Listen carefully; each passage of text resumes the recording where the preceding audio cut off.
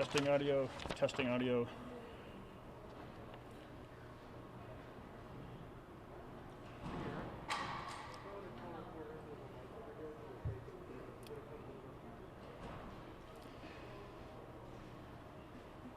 Testing audio, 1, 2, 3, 4. We're good? Ladies and gentlemen, it will be the same setup as in the previous days. I'll bring the mic around for you to ask your questions when Joe gets out here. Should just be a few minutes. Thank you.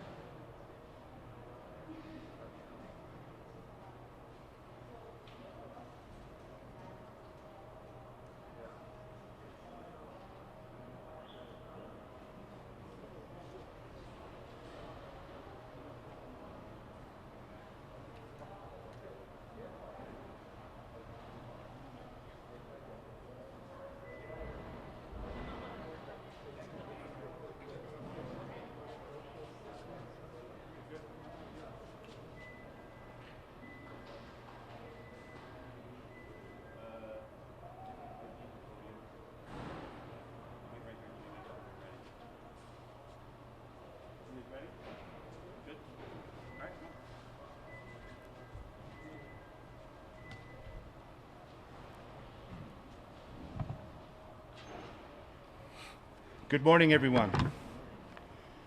The report for today, staff is doing an excellent job of moving through those ballots, and today we're very confident that we will have all of those read into the system that we've been discussing day after day after day.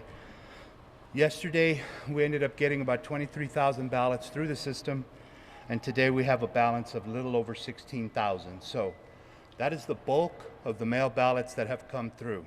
But again, I remind the public that there are still outstanding ballots in different areas. The provisionals are being worked on. The same-day registration updates is the first group, which is the largest. That's 27,000. Staff is nearly complete running through those to do the confirmation. And now we're moving to the in-person and online, and also the HAVA provisionals. We've got a large group of staff next door going through and verifying that, so that when we send the report to the secretary and it comes back, we'll be prepared to roll those ballots into the system. I have been informed by the Secretary of State that they'll be expecting our voter list, as those people who have voted for early voting, election day, and the mail, up to them on Monday. So on Monday, once they get that, they'll be able to take the records from all 16 other counties in Nevada and begin to prepare the report that we need to see, so that we'll have the ability to get those ballots counted and into the system, hopefully by sometime on Wednesday. We're still working on cures, obviously. This is those group of ballots that would be outside of the numbers that I'm reporting. We'll continue to put 2 reports out on a daily basis. This afternoon there'll be another report. No mail today. Sunday's not a postage day. And the staff will be working to continue helping voters at the 702-455-6552 line for anybody that needs to cure their ballot. And that deadline will be this Thursday, the 12th. And with that, I'll take any questions that you might have this morning.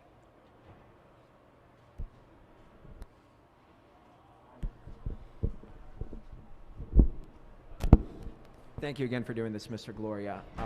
the Nevada GOP has come out with more allegations now alleging that certain ballots are not having signatures verified here in this office and are also alleging that some ballots are being predated. I was wondering if you could just respond to those allegations from what you're seeing.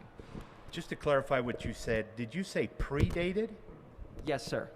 I'm not certain what that means, but I can tell you that every ballot that comes through this office does have the signature check. As a result of AB4, it's important that the general public understand that we have a cure process now that's defined in the law. And so there's no course for me to go outside of that cure responsibility. If somebody cures their ballot, we are obligated to count that ballot. So I don't have all the details on exactly what the claims are, but I'm sure that we have a good explanation for anything that they've put forth. Just to clarify, predating, the accusation is that ballots were postmarked after Election Day and then manipulated to change the dates. Just clarifying that. That's simply untrue. The system is being checked, and it's only the mail that's coming in. There were 25 yesterday. There was more than 25, but those were rejected that didn't have the postmark. So we're following the law in every step that we're supposed to do here in this office. The mail that came in also on Wednesday went through the same process. We have to go through and verify that it's postmarked November 3rd. So that work is being done, and we're doing it accurately. Next question. Hi, this is a bit related. One of the specific allegations is in the form of a signed affidavit from somebody who said that they were working here processing ballots and said that there were some signatures that this person thought were not matching the envelope but was told to push them through anyway, and one instance of somebody who on the, I assume the envelope said that they did not live here, and he was told to, he or she, I don't know, was told to push that ballot through as well. Do you know anything about that? How would those concerns be handled by somebody who's working here who came up with these problems? Okay. Those are two situations that can be very clearly explained. Sometimes voters will put on the envelope that they've moved, but they're still submitting their ballot to be counted. There are several residents here in Clark County that live in the area, could have gone for school, could have gone anywhere. And they indicate on the ballot that their change of address, so they need to get with us to get that change of address, but they were still eligible to vote in this county. So those ballots were processed to be counted. I believe you said something about the signature match. The people on the counting board don't have access to the signature match. So that's work that takes place here in this building before it ever gets to the counting board. So I think that explains. I'm not completely familiar with what exactly the individual is talking about in specific instances, but I believe we have an explanation for anything that he may have seen. Next question. Good morning, Registrar. I have a question here. I've been hearing a few cases that the voter told us that they register early, they vote early on the first day the voter register opened, and on the Friday when they checked their status and they found out they are become a provisional voter, and they asking for the officer, the worker there, what's the reason to listing them as a provisional voter? They can't really tell. So you mentioned about early yesterday. I'm sorry, you said that they contacted my office and my staff said they couldn't tell them? They went to the office and they talked to the people working in that office. Go ahead and finish your question. I apologize. Yeah, so which means like they just told them your ballot is still in processing. So which is correct. So they just wanna know like how could be they register early and they vote early and voting in person, they become a provisional voter. Is it you heard anything that your worker reported to you, your system having any problem to list early registered voter become a provisional voter? All same-day voters are provisional ballots. That's the simple answer. Their ballot will get counted once we verify that they have not voted in another county. So this report that I've been talking about for several days related to the Secretary of State. Again, I have to explain that unsimilar to Colorado, Colorado has a top-down voter registration system, which means that all of the counties in Colorado bounce back and forth to one database.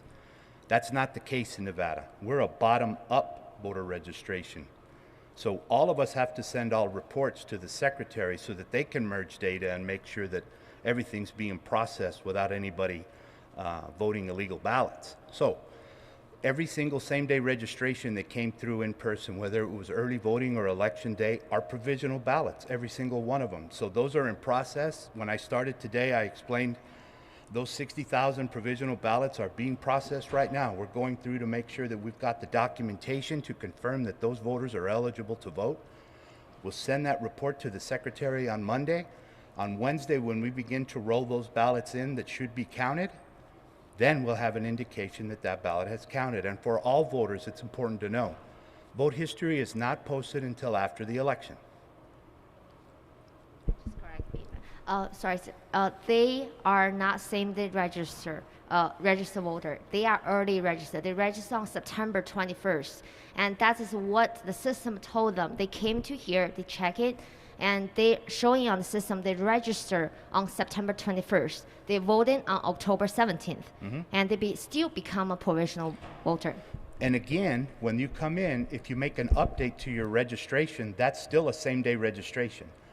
I would have to know exactly who this voter is so that I can look them up in the system, but I'll be happy to look into it to get the answer to that. But if they voted provisionally, that means that either they did an update, they voted or registered in person, or they registered online. So those would all be provisional ballots, but they will be counted once we confirm that they're eligible. Next question. Hey, Joe. Joe Bartels, 13 Action News here in Las Vegas. In the same vein, it sounds like there's a pattern here. We asked you yesterday about any number of reports or issues you had, nefarious or illegitimate ballots. Do you have a specific number of reports you have received at this point now? No, I do not.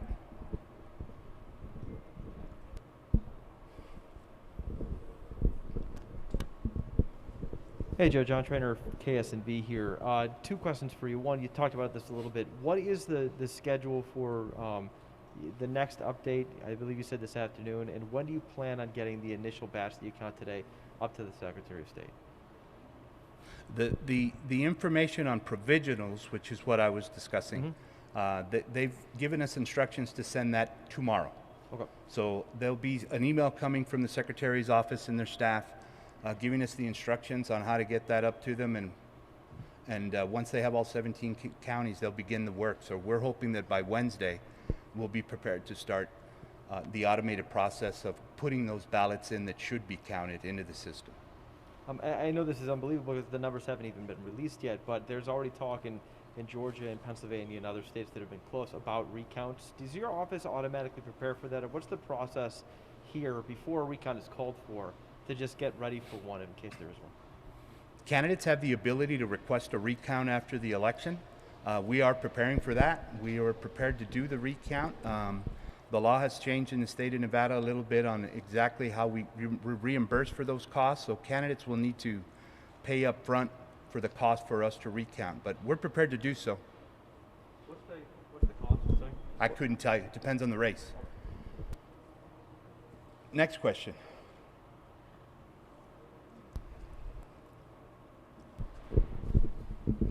Hi. So I know you had said that the number of ballots that have come in after Election Day is relatively small. Do you have figures? I know you said all of those with postmarks that are after Election Day won't be counted. Do you have a figure on how many those are? And do you have a figure on how many where the postmark couldn't be determined because it was smudged or some instance like that? No, I'm sorry, we don't have that information yet. We're completely focused on getting the good ballots counted. So after the election, we would certainly be able to give information along those lines, but we're completely focused on getting through the provisionals, the cures, the rest of our mail ballots so that we can begin the work of reconciling everything.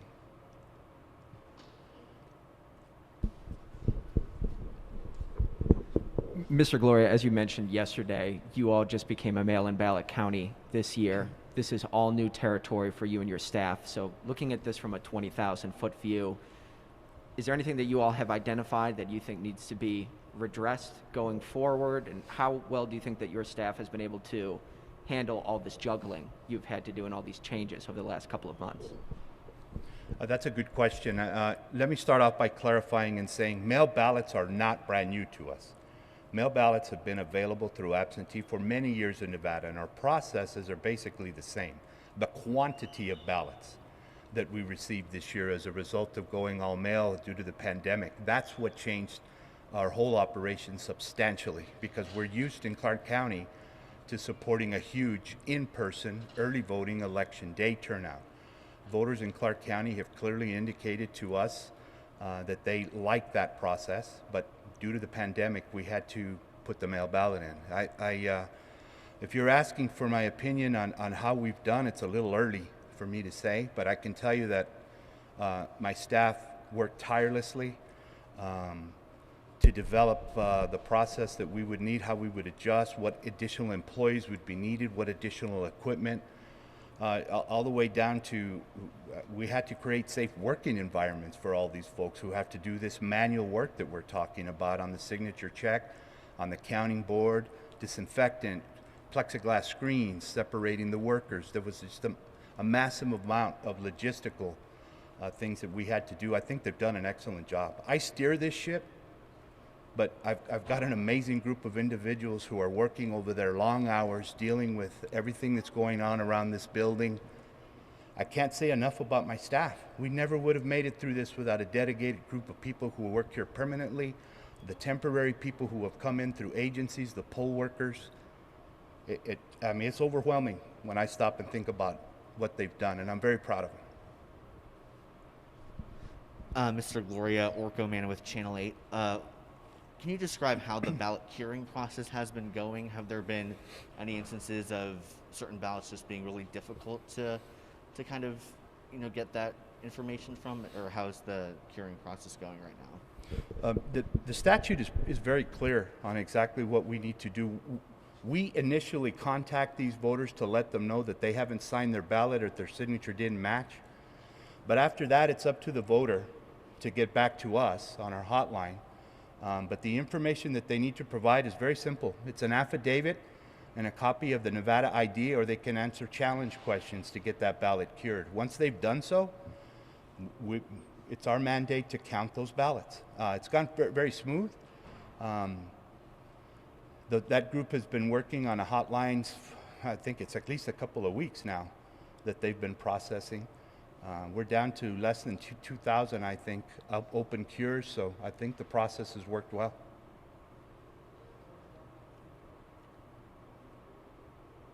Have a great day. Thank you all for being here.